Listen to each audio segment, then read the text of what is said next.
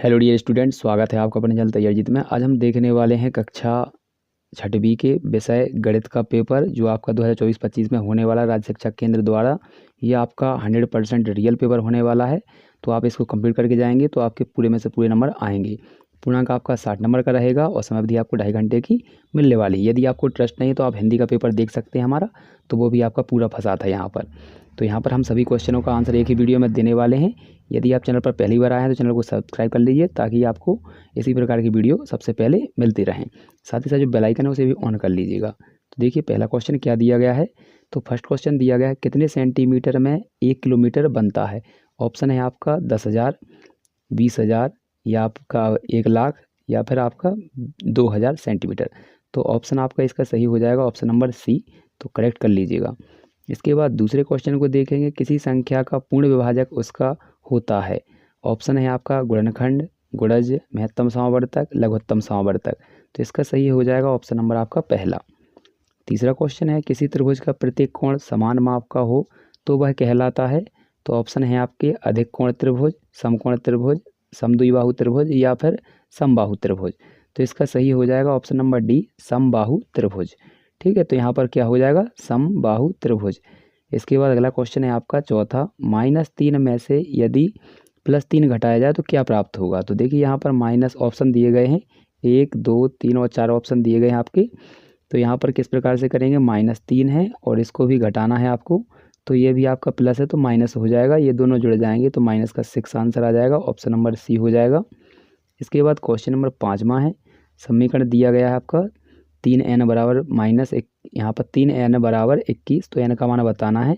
तो n बराबर करेंगे तो आपका 21 बटे में कितना आ जाएगा, 3। 3 से 21 को काटेंगे तो कितनी बार कटेगा, 7 टाइम्स। तो ऑप्शन आपका इसका सही हो जाएगा डी।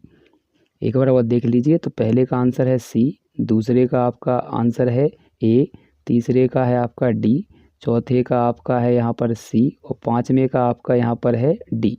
तो ये आपके आंसर है, अच्छे से इनको नोट डाउन कर लीजिएगा। यदि कोई डाउट आता है तो कमेंट में जाकर पूछ सकते हैं।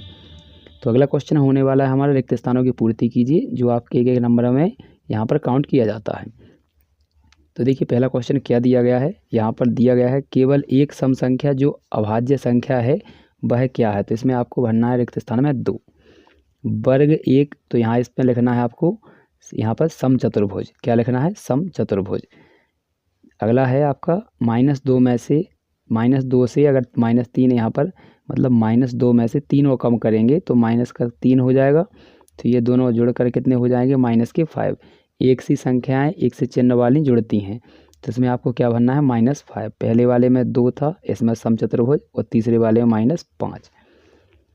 एक चित्रालेख में यदि संकेत डिब्बे का मतलब है आपको 5 बल्बों को निरूपित करता है, तो आपके पास 4 डिब्बे हैं तो कितने होंगे। तो एक का मतलब 5 है, तो 1, 2, 3, 4 यानी 4 गुणित 5 मतलब कितने हो जाएंगे, 4 पंचे 20। तो इसमें आपको कितना भरना है, 20। आयत का क्षेत्रफल होता है तो लंबाई गुणित चौड़ाई। तो आंसर आपको यहाँ पर अच्छे से मिला लीजिएगा। इसके बाद यहाँ पर दिख रहे होंगे आपको भरे हुए। तो देखिए अगला क्वेश्चन देखते हैं क्या दिया है। तो अगला क्वेश्चन हमारा दिया गया है यहाँ पर 2-2 नंबर की, तो ये होने वाले हैं, तो इनको यहाँ पर देख लीजिए कि आपके कंप्लीट करने हैं। तो यहाँ पर लिखा है, ऐसी पूर्ण संख्या लिखिए जिसका किसी भी संख्या से गुणा करने पर गुणनफल हमेशा क्या है, 0। तो इसका आपको आंसर लिखना है 0, ये यहाँ पर लिखा हुआ है यही। इसके बाद अगला क्वेश्चन है 12 है, 2 क्रमागत संख्याओं का महत्तम समावर्तक होता है। तो इसमें आपको भरना है 1। क्या भरना है, 1, यानी इसका आंसर है 1 लिखना है। अगला क्वेश्चन है, 1/4 घूर्णन के कोण का नाम लिखना है। तो इसका हो जाएगा समकोण। क्या हो जाएगा, समकोण। 14 है, -10 + 19, तो इस प्रकार से करेंगे इसको, -10 और ये प्लस प्लस आपके हो जाएंगे +19। अब दोनों के चिन्ह अलग अलग हैं तो घट जाएंगे, तो 19 में से 10 जाएगा तो कितना बचेगा, 9। यही इस सवाल का उत्तर हो जाएगा। तो इसको नोट डाउन कर लीजिए। इसके बाद अगला क्वेश्चन देखते हैं। तो अगला क्वेश्चन है आपका 15 है। तो यहाँ पर क्या लिखा है, ये लिखा गया है सवाल, इसको इस प्रकार से लिखेंगे आप। इसके बाद x का मान आपको लिखना है 5, तो x की जगह पर 5 लिख दीजिएगा और 20 आपके ऐसे ही रहेंगे, दोनों जुड़ जाएंगे तो आपका आंसर आ जाएगा 25। इसके बाद अगला क्वेश्चन है 16, प्रभावी भाजक किसे कहते हैं। तो इसको भी लिखेंगे। तो यहाँ पर देखिए इतने हो गए हैं। इसके बाद हम अगला क्वेश्चन देखते हैं क्या दिया है। तो 16वां क्वेश्चन अभी हमने छोड़ दिया है। तो इसका है अगला 17वां क्वेश्चन, किसी संख्या की पूर्ववर्ती संख्या कैसे निकालते हैं ये बताना है आपको। तो देखिए इसका आंसर दिखा देते हैं आपको, ये रहा। तो यहाँ पर हम आंसर निकालेंगे, दी गई संख्या में से एक घटाकर निकालते हैं। उदाहरण देना है तो जैसे 4 का पूर्ववर्ती निकालेंगे तो 4 - 1 हो जाएगा, तो आपका आंसर आ जाएगा 3। अगला क्वेश्चन दिया है आपका, तो अगला क्वेश्चन देख लेते हैं क्या दिया है। ये रहा हमारा अगला क्वेश्चन। नीचे आपका ये चित्र दिया गया है, इसमें आपको कोणों के नाम और भुजाओं के नाम लिखने हैं। तो कोण हैं आपके ए बी सी और भुजाएं हैं आपकी ए बी बी सी और यहाँ पर सी ए या फिर ए सी। तो इसका भी आंसर आपको दिखा देते हैं, ये रहा। तो यहाँ पर ये रहा चित्र ऊपर, ये वाला इसका ये आंसर है। तो कोण हैं आपके ए बी सी और भुजाएं हैं आपकी ए बी बी सी और सी ए। अगला क्वेश्चन है 19वां, उसको भी देख लेते हैं। तो यहाँ पर लिखा है घड़ी की घंटे वाली सुई कहाँ रुकेगी यदि वह 7 से प्रारंभ होगी और 2 ऋजु कोण घूम जाएगी। तो इसका आंसर लिखेंगे घड़ी की घंटे वाली सुई 7 पर रुकेगी, क्योंकि 2 बार चक्कर लगा देगी। अगर एक बार चक्कर लगाए तो इस प्रकार से, और दोबारा लगाएगी तो वहीं की वहीं लौट कर आ जाएगी। इसके बाद अगला क्वेश्चन है आपका 20वां, गुरमीत ने 37.65 रुपये में गणित, 31.75 रुपये में हिंदी और 40.70 रुपये में अंग्रेजी की पुस्तक खरीदी। तो गुरमीत द्वारा कितना कुल खर्च किया गया, तो इसको जोड़ेंगे हम, सभी को जोड़ लीजिएगा आप, और जोड़कर आपका जो आंसर आएगा वो आपको यहाँ पर लिख देना है। तो ये इसका आंसर आपका आ जाएगा 110.10। इसके बाद अगला क्वेश्चन देखते हैं। तो अगला क्वेश्चन है हमारा यहाँ पर, ये आपके इतने कंप्लीट हो चुके हैं 20। इसके बाद हम 11 यहाँ पर 21वां क्वेश्चन देखने वाले हैं। तो ये रहा हमारा क्वेश्चन नंबर 21। तो इसमें एक चित्र दिया गया है, ये विद्यालय को दर्शा रहा है। ये जितने भी सिर बने हैं, इस एक सिर का मतलब होता है 4 लड़कियाँ। ठीक है, तो यहाँ पर ये कक्षाएँ हैं और ये लड़कियों की संख्या को प्रदर्शित किया गया है। एक सिर का मतलब 4 लड़कियाँ। तो आइए अब सवालों को लगाते हैं क्या दिया गया है।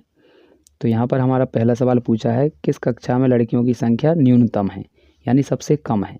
तो कक्षा का नाम पूछा है तो हम बताएंगे सबसे कम इसमें है। तो इसका आंसर आपको लिख लेना है कक्षा 8। ठीक है, इस प्रकार से लिख दीजिएगा, तो कक्षा 8 में। इसके बाद अगला क्वेश्चन लिखेंगे, यहाँ पर लिखना है क्या कक्षा 6 में लड़कियों की संख्या कक्षा 5 से कम है। तो इसका लिखेंगे हाँ। क्या लिखेंगे इसका, तो हाँ लिखेंगे। इसके बाद अगला है कक्षा 8 में कितनी लड़कियां हैं। तो 8 में कितनी हैं, तो यहाँ पर 1 और 2 तो सिर हैं और एक सिर का मतलब है 4।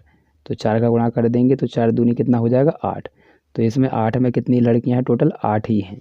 तो ये आंसर लिख लीजिएगा। इसके बाद अगला क्वेश्चन देखते हैं, आशा करते हैं आपने देख लिया होगा इसका आंसर। नेक्स्ट क्वेश्चन पे चलते हैं, 21 हो चुका है हमारा। इसके बाद हमारा क्वेश्चन नंबर है 22। तो ये रहा क्वेश्चन नंबर 22वां। इसमें आपको समीकरण बनाना है। तो देखिए यहाँ पर किस प्रकार से करेंगे, यहाँ पर ये दिया है हमारा, यहाँ पर करेंगे हम। तो यहाँ पर देखिए पहले बाय में 5 का गुणा करना है। तो बाय गुणित 5 करेंगे, यहाँ पर बाय गुणित 5 तो कितना आ जाएगा 5 बाय। अब इसको क्या करना है, 16 में से घटा देना है। तो यहाँ पर लिखेंगे 16 - 5 बाय। तो इस प्रकार से ये बन जाएगा। इसके बाद अगला लिखना है आपको, तो यहाँ पर लिखना है बाय का गुणा करना है -8 में। तो यहाँ पर गुणा करेंगे तो ये आ जाएगा -8 बाय। अच्छे से नोट डाउन कर लीजिएगा। इसके बाद 23वां क्वेश्चन है, एक चुनाव में सफल प्रत्याशी को मिले आपको वोट और यहाँ पर उसका प्रतिद्वंदी था उसको मिले इतने वोट। तो यहाँ पर इनका क्या है, ये बताना है सफल प्रत्याशी है उसको कितने वोट अधिक मिले। तो यहाँ पर दोनों के वोट लिखेंगे, तो बड़ी संख्या में से छोटी संख्या को घटा देंगे, जो आंसर आएगा वो आपको नोट डाउन कर लेना है। ठीक है, तो यहाँ पर ये आंसर हो जाएगा। अगला क्वेश्चन देखते हैं 23 के बाद हमारा अगला क्वेश्चन आपका होने वाला है 24। तो ये रहा क्वेश्चन नंबर 24 आपका। तो यहाँ पर देखिए आपका लिखा है जयदीप स्कूल के मैदान का 11/5 मिनट में चक्कर लगाता है, राहुल उसी मैदान को पूरा करने में चक्कर को 7/4 मिनट समय लेता है। तो इसमें से कौन कम समय लेता है और कितना कम। तो इसका आंसर आप लिखेंगे यहाँ से, ये रहा।